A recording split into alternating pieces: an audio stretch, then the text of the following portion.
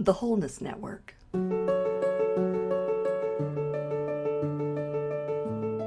Awaken to the reality of wholeness.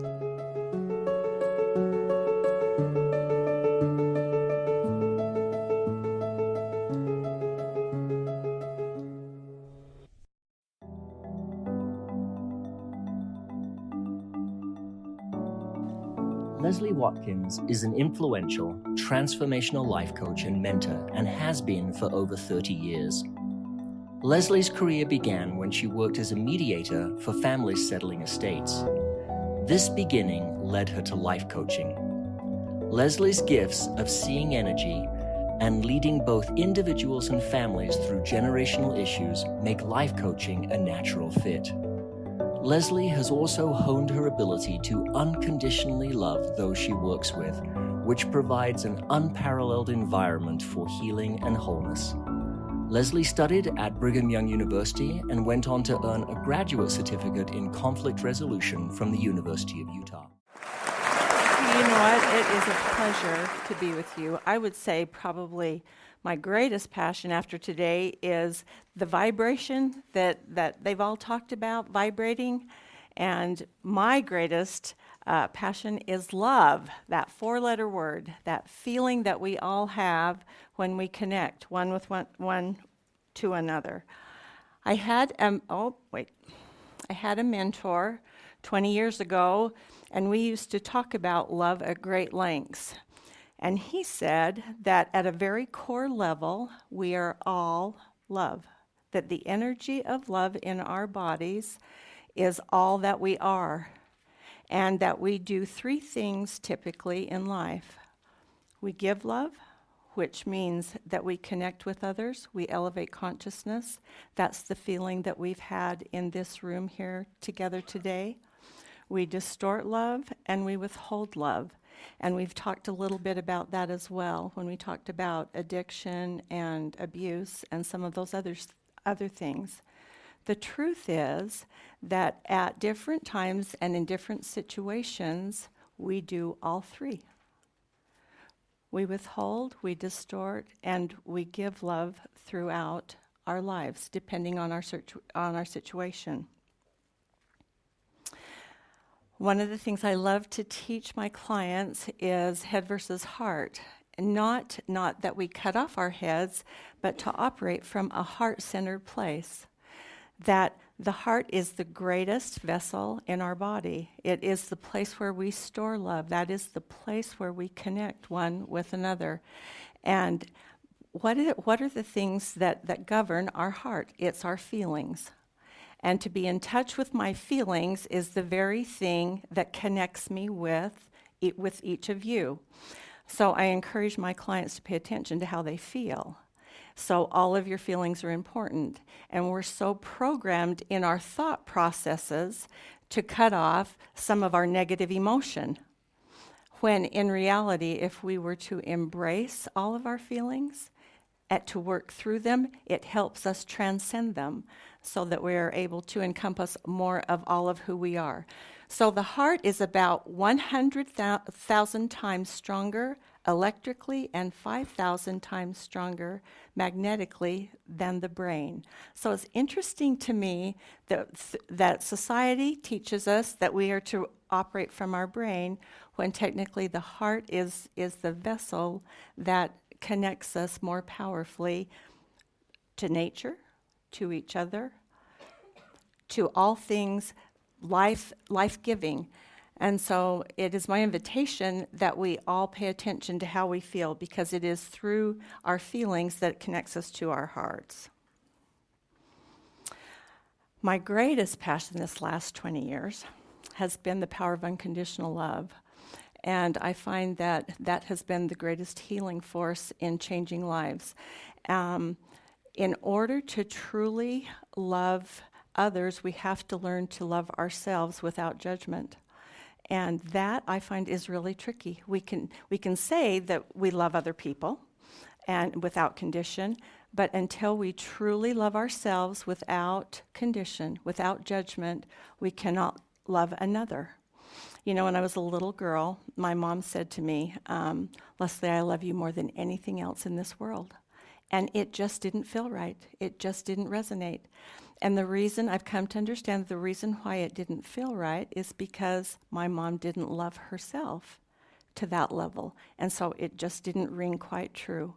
So the power of unconditional love, I have found, is an ongoing practice of staying out of judgment of myself, and then staying out of judgment, practicing that with others.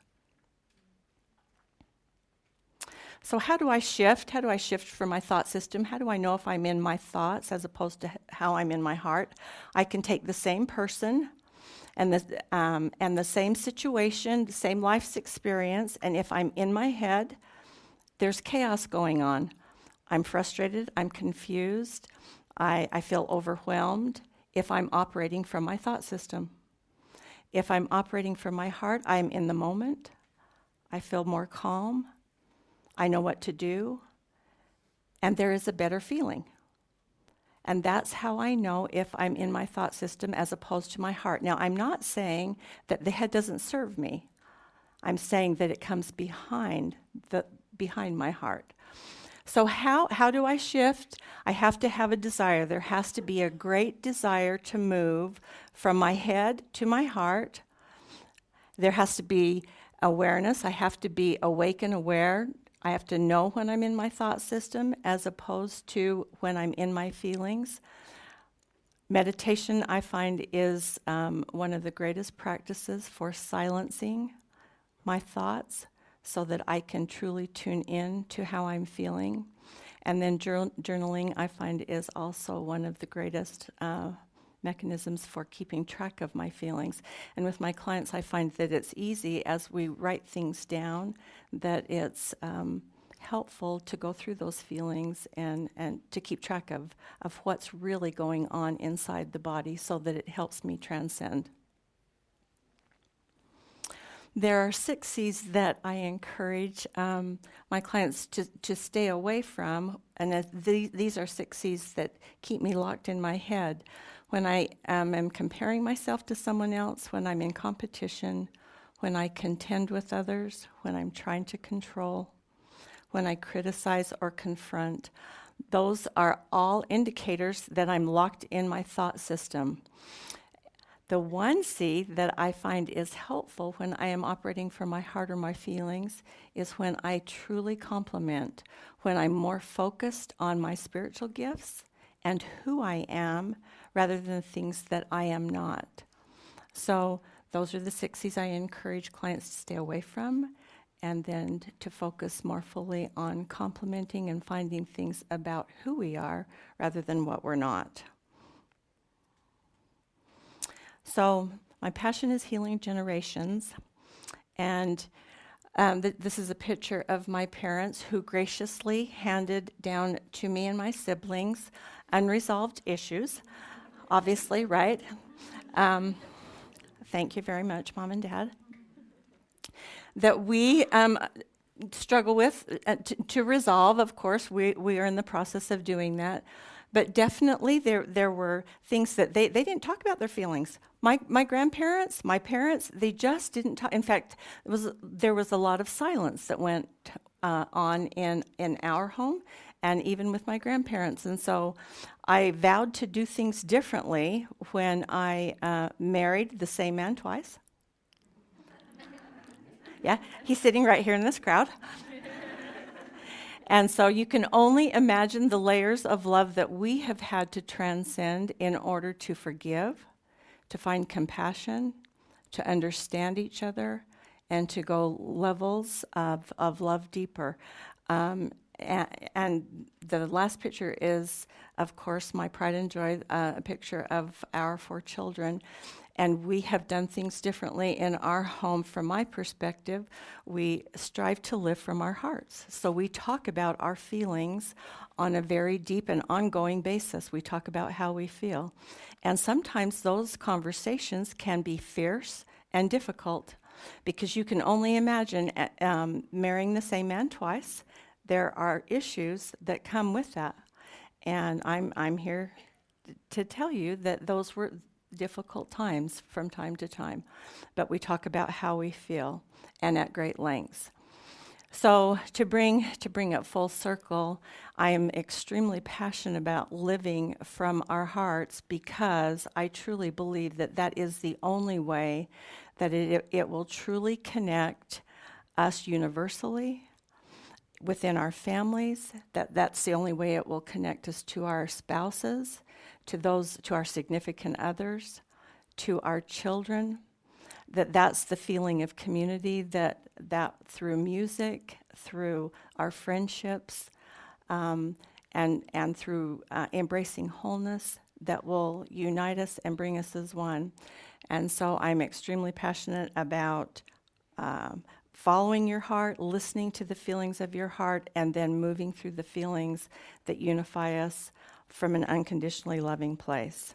So it is my hope and invitation to each of you that you will honor how you feel, that you will listen carefully to your feelings, and then move through them to create greater love within yourselves first, because that's where it starts, and then secondly within your most intimate relationships, which then flows into community and then throughout the world. Thank you very much.